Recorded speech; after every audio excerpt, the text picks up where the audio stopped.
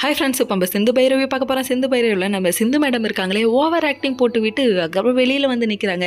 எப்பா உன்னோட ஆக்டிங்கே கண்டுபிடிக்க முடியாமல் இருக்காரு பாருங்க. என்ன ஒரு சிவா இப்படி இருக்கீங்க, எப்படி தான் நீ எல்லாம் டாக்டர் ஆனியோ அப்படிங்கிற மாதிரி ஆயிடுச்சு.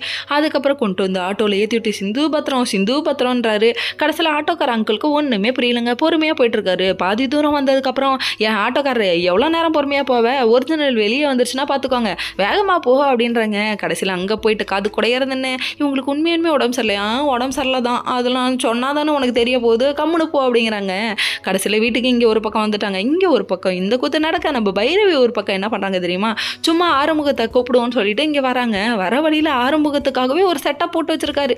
எப்படின்னா, நான் இங்கே இருக்கேன், இங்கே வாமா, நான் தான் சரி பண்ணுறேன், எலக்ட்ரிஷியன்மா அப்படி இப்படின்னு சொல்லிட்டு பில்டப் கொடுத்துட்டு இவனு ஒன்று பண்ணேன். அதாவது பியூஸ் போயிடுச்சின்னு சொல்லிட்டு பியூஸ் கட்டையை சரி பண்ணுறது. பைரவி எவ்வளோ சொல்கிறதே கேட்காம இவர் பயங்கரமாக நடிக்கிறாருன்னா பார்த்துக்கோங்க. கடைசியில் பார்த்தா ஷாக் அடிச்சு கீழே விழ வேணாம், நீ வந்து இப்படி பதறதுக்காக தான் நான் பயங்கரமாக நடித்தேன்னு சொல்ல பலான்னு ஒரு அறவிட்டாங்க. இந்த காது கலண்டு அந்த காதுக்கு வந்துடும் போல், அந்த மாதிரி ஆயிடுச்சுன்னா பார்த்துக்கோங்க. தம்பி பைபிளில் பக்கி பைபிளை ஏமாத்திருச்சு அதுக்காக அப்படிங்கிற மாதிரி ஆயிடுச்சு. இந்த ஐடியா கொடுத்ததே இந்த மரத்தில் ஒட்டின ஓன மாதிரி இருக்கார் பாரு உங்கள் அப்பா தான் சொல்ல அப்பாவை ஓடி பிடிச்சி விளையாடுறாங்க. இன்னொரு பக்கம் சிவா பார்த்து அவனு அடம் பிடிச்சி ரூமுக்கு போகிறாங்க. அங்கே பார்த்தா அவர் குளிச்சுட்டு வந்து நிற்கிறாரு. ஐயோ எல்லாத்தையும் பார்த்துட்டு, ஐயோ பார்த்துட்டியா, பார்த்துட்டேன் பதறாத பக்கி, பார்த்துட்டேன்னு சொன்னால் ரொம்ப பதறது அப்படிங்கிற மாதிரி ஆயிடுச்சு.